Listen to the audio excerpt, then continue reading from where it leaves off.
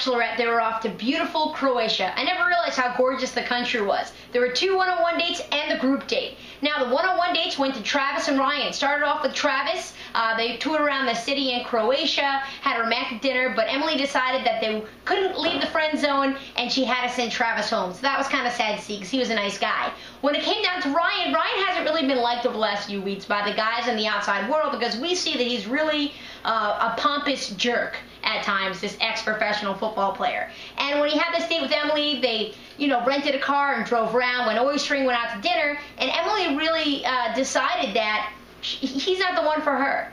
And even though she has this wonderful time, it was the first person that she was actually on the fence about sending home. And he was the first guy that put up a fight, not a fight, but an argument as if to say, why are you sending me home if we have all these good things going? So that was interesting to see, but I'm actually happy that he's gone.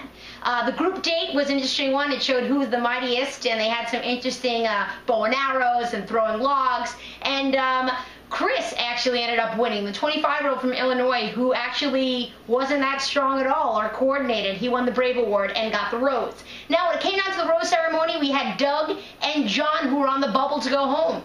Once Emily spoke to them and realized that, hey, listen, there's things about them that I want to get to know better, she decided to ask Chris for permission to keep them both around. And so that's what ended up happening. So we had Sean, Jeff, and Ari get roses, and then Doug and John as well. Ari pulled her aside, went to her apartment, comforted her after she sent home Travis and Ryan. That's what Courtney did last season with Ben, so he's definitely a front-runner. I'd say Ari and Sean. Next week on The Bachelorette, it's off to the beautiful city of Prague. There'll be more one-on-one dates. I think even Jeff gets one, and Ari. And we'll find some drama out about Ari and his past relationship with somebody who works on the show.